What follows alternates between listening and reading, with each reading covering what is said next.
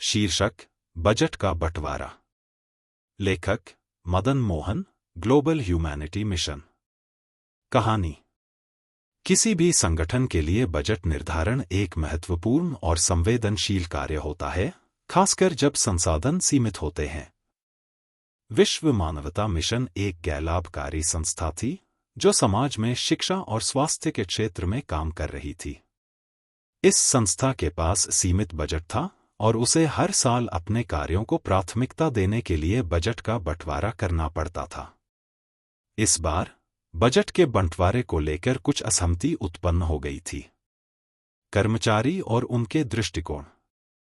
अंजलि, जो कि संस्था में शिक्षा कार्यक्रमों की प्रमुख थी, चाहती थी कि अधिक बजट शिक्षा कार्यक्रमों में लगाया जाए।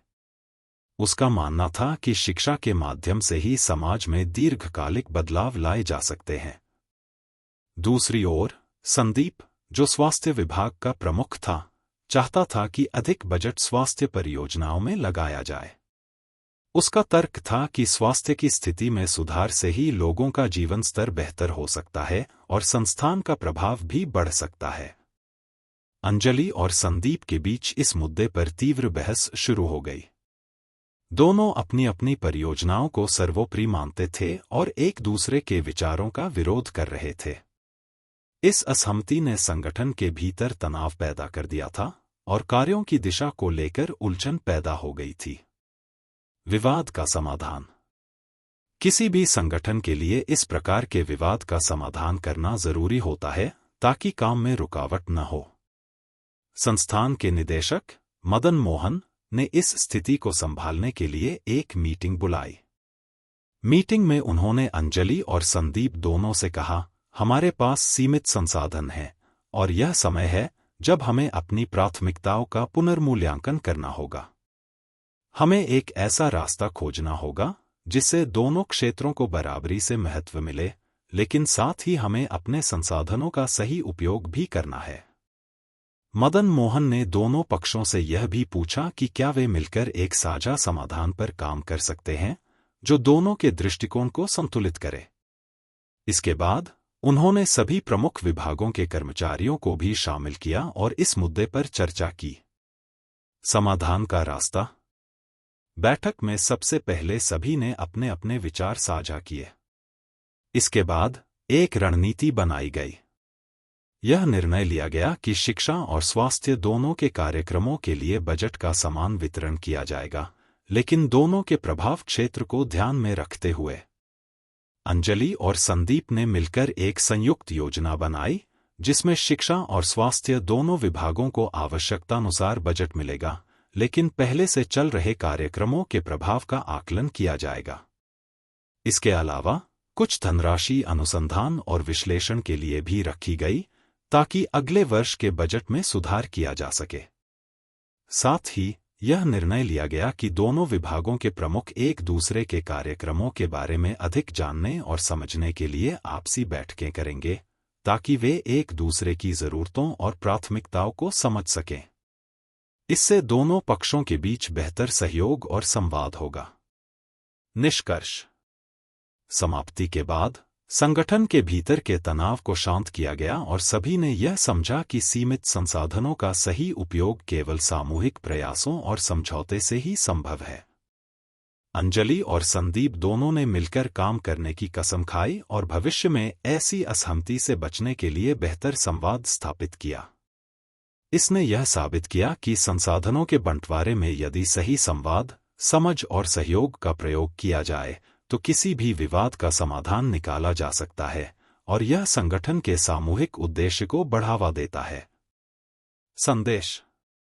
जब संसाधनों का बंटवारा किया जाए तो सभी पक्षों को सुना जाए और समाधान इस तरह निकाला जाए कि सभी की जरूरतों का संतुलित रूप से ख्याल रखा जाए। कहानी में विवाद समाधान के सिद्धांतों का प्रयोग। कहानी में बजट के बंटवारे को लेकर दो प्रमुख पक्षों के बीच विवाद था। इस विवाद को हल करने के लिए विभिन्न विवाद समाधान, कॉन्फ्लिक्ट रेजोल्यूशन के सिद्धांतों का प्रयोग किया गया। इन सिद्धांतों का उद्देश्य था कि सभी पक्षों को समान रूप से सुनकर, समझकर और संतुलित निर्णय लिया जाए। एक सिद्धांत, संवाद, कम्युनिकेशन, व्याख्या। विवाद को सुलझाने के लिए सबसे महत्वपूर्ण कदम है प्रभावी संवाद। जब दोनों पक्षों के बीच मतभेद होते हैं तो उन्हें खुले तौर पर और समझदारी से एक दूसरे से संवाद करना चाहिए ताकि दोनों पक्ष एक दूसरे के दृष्टिकोण को समझ सकें। उदाहरण: कहानी में मदन मोहन ने अंजलि और संदीप दोनों से अपने विचार साझा करने के लिए कहा। उन्होंने उनसे यह पूछा कि वे दोनों क्या चाहते हैं और उनके कार्यक्रमों की प्राथमिकता क्यों जरूरी है। इस संवाद के माध्यम से दोनों पक्षों के दृष्टिकोण को समझा गया और इससे समाधान की दिशा तय की गई। 2. सिद्धांत, सम्मान, रिस्पेक्ट। व्याख्या। किसी भी विवाद को हल करने के लिए यह आवश्यक है कि सभी पक्ष एक दूसरे के विचारों और भावनाओं का सम्मान करें। जब हम दूसरों के विचारों और स्थिति का सम्मान करते हैं तो हम एक सामंजस्यपूर्ण समाधान की दिशा में कदम बढ़ाते हैं। उदाहरण: मदन मोहन ने अंजलि से कहा कि उसकी शिक्षा विभाग की परियोजनाएं महत्वपूर्ण हैं और संदीप से कहा कि स्वास्थ्य विभाग की योजनाएं भी जरूरी हैं। दोनों को एक दूसरे के विभागों का सम्मान करना और उनकी जरूरतों को समझना चाहिए।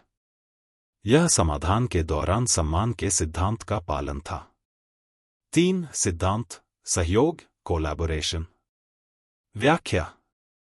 सभी पक्षों को मिलकर काम करना चाहिए ताकि वे एक दूसरे से मदद लेकर समाधान तक पहुंच सकें।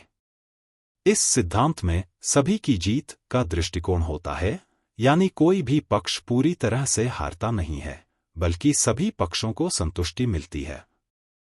उदाहरण: अंजलि और संदीप ने मिलकर एक साझा योजना बनाई जिसमें दोनों विभागों को आवश्यक बजट दिया गया। वे दोनों यह समझते थे कि किसी एक पक्ष को पूरी तरह से प्राथमिकता देने से संगठन के कार्यों पर नकारात्मक प्रभाव पड़ सकता है। इसलिए उन्होंने मिलकर बजट का संतुलित वितरण किया। 4. सिद्धांत, निष्पक्षता, फेयरनेस। व्याख्या। विवाद समाधान के दौरान निष्पक्षता यह सुनिश्चित करती है कि सभी पक्षों को समान अवसर मिले और किसी को भी अनुचित तरीके से कम या ज्यादा महत्व न दिया जाए। उदाहरण: मदन मोहन ने यह सुनिश्चित किया कि बजट का बंटवारा दोनों विभागों के लिए निष्पक्ष तरीके से किया जाए। उन्होंने दोनों पक्षों को समान रूप से बजट आवंटित किया ताकि कोई भी पक्ष खुद को हाशिए पर महसूस न करे। इस सिद्धांत ने विवाद को न्यायपूर्ण तरीके से हल किया। 5. सिद्धांत, समाधान की दिशा, सॉल्यूशन फोकस्ड अप्रोच। व्याख्या। इस सिद्धांत का उद्देश्य किसी समस्या पर चर्चा करने से ज्यादा समाधान पर ध्यान केंद्रित करना होता है। यह दृष्टिकोण यह सुनिश्चित करता है कि सभी पक्षों का ध्यान केवल समस्याओं पर नहीं बल्कि उनके समाधान पर हो। उदाहरण: कहानी में मदन मोहन ने किसी एक पक्ष को दोषी ठहराने के बजाय यह पूछा कि क्या दोनों मिलकर एक समाधान पर काम कर सकते हैं।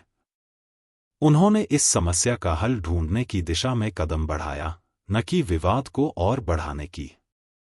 निष्कर्ष: कहानी में विवाद समाधान के सिद्धांतों का प्रयोग इस प्रकार किया गया कि संवाद से दोनों पक्षों के विचार सामने आए, सम्मान से दोनों की जरूरतों का ध्यान रखा गया, सहयोग से एक साझा समाधान निकाला गया, निष्पक्षता से सभी को समान अवसर मिला, समाधान की दिशा पर ध्यान केंद्रित किया गया ताकि विवाद सुलझाया जा सके।